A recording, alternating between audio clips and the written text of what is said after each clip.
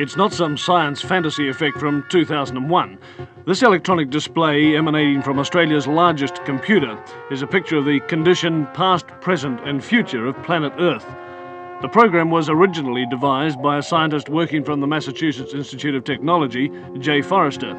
It was developed under the auspices of the Club of Rome by an MIT research team to present a complex model of the world and what we humans are doing to it. The program, called World 1, doesn't pretend to be a precise forecast. What it does for the first time in man's history on the planet is to look at the world as one system. It shows that Earth cannot sustain present population and industrial growth for much more than a few decades. It shows that simply cleaning up our car exhausts and making some small effort to limit our families simply isn't enough. It's like an electronic guided tour of our global behaviour since 1900 and where that behaviour will lead us. Well, this is the printed version of what we've just seen on the television screen. And what looks at first to be just a maze of computer characteristics is really a system of very simple graphs which project what's going to happen to the planet over the next 150 years if we don't do something drastic to stop it. Down the left-hand side of the graph is the date, 1900, 1940, 1980, 2020, right down to 2060. Now, each of these lines of letters represents a curve showing some aspect of the condition of the planet.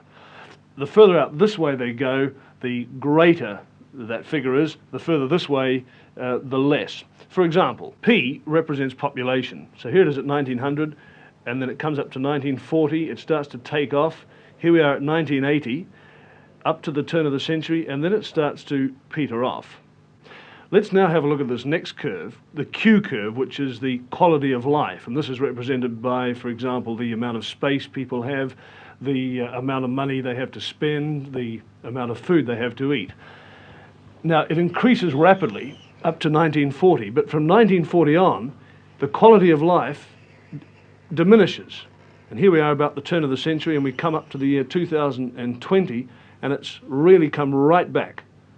More people, of course, means that you start to chew up your supply of natural resources. And this is this curve here, the N curve. And it shows that slowly but steadily, the pool of natural wealth in the world, natural resources, minerals, oil, and so on, is slowly but steadily diminishing.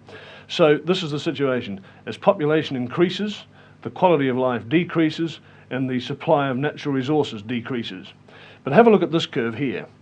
This is called the Z curve, and it represents pollution. Now, predictably enough, as the population increases up to 1980, pollution increases. There's more rubbish. But from 1980 to the year 2020, pollution really takes off. This is assuming, of course, that we don't do anything about it. So the year 2020, the condition of the planet starts to become highly critical. And if we don't do anything about it, this is what's going to happen. The quality of life is going to go right back to practically zero. Pollution is going to become so serious, right out here, that it will start to kill people. So the population will diminish. Right back here, less than it was in the year 1900. And at this stage, around about the year 2040, 2050, civilized life as we know it on this planet will cease to exist. Well, hopefully, of course, it won't be allowed to happen. But it's taken this kind of shock treatment to nudge governments into doing something, and slowly we are. We're starting to clean up our atmosphere. We're starting to recycle our rubbish. We're doing something positive about population control.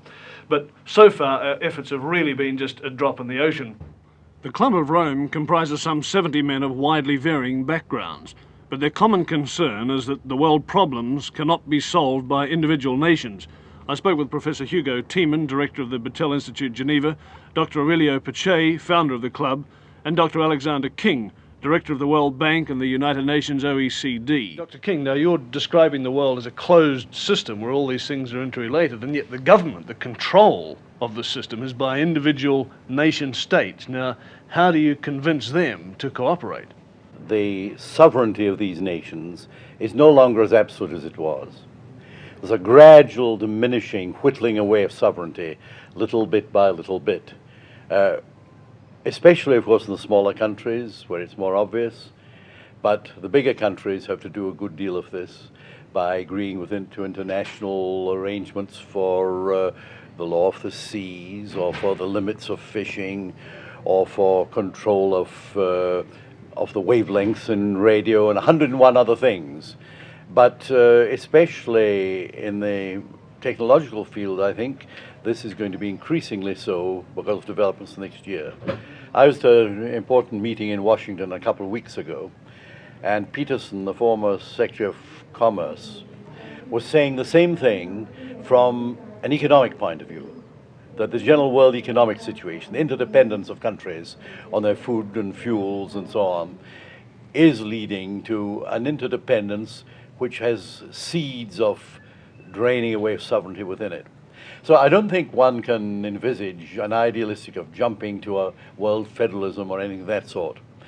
But the building up probably in the next decade in a number of particularly sensitive fields like energy, raw materials, the use of the oceans, space and so on, of a number of what people are tending to call regimes, which will not be ordinary United Nations type of organizations, but semi-management organizations.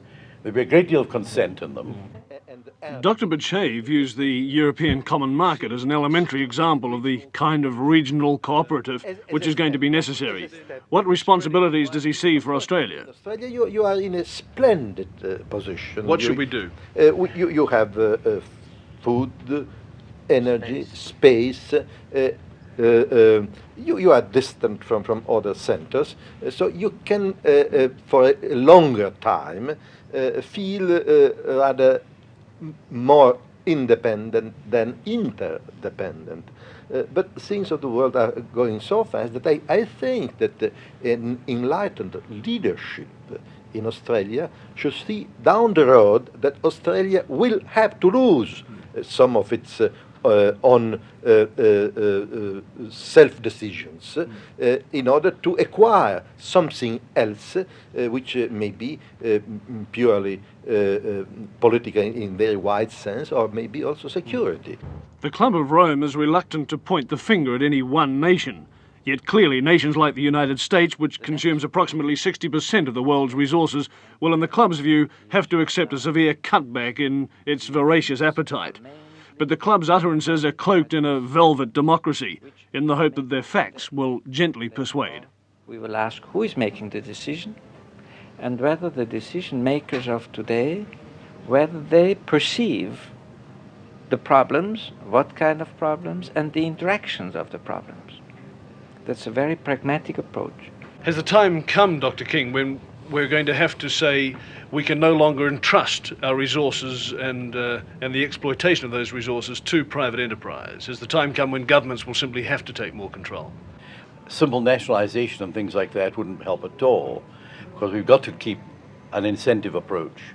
And many of the good aspects of private enterprise are very necessary here, but not in the old exploitative way where the market forces dominated the whole situation.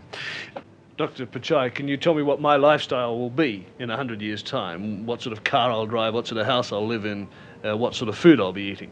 Probably you will have a smaller car. You will use more common transport means. You will work many far less hours. You will have a wider cultural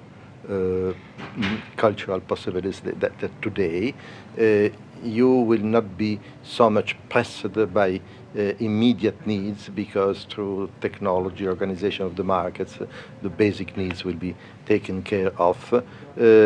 And I think that you will love nature and continue then what I think you are doing now to protect our environment, to avoid this man-made world where the creatures of nature, the animals, the plants, the green spaces, the wildernesses are bound to disappear. To the Club of Rome, the status symbols of the year 2000 will be the inverse of today's. Prestige will stem from low consumption. That personal consumption will have to be less is plain enough, but for that privation to be seen as prestigious would seem to indicate some radical rethinking, at least for the fat cats of the planet.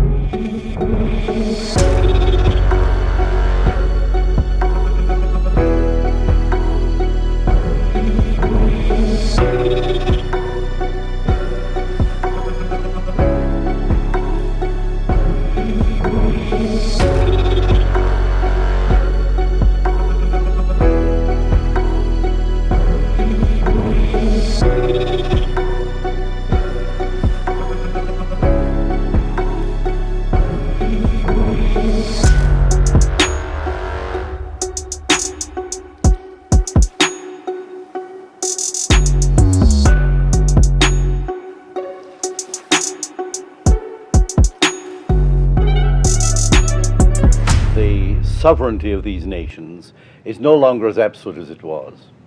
There's a gradual diminishing, whittling away of sovereignty, little bit by little bit.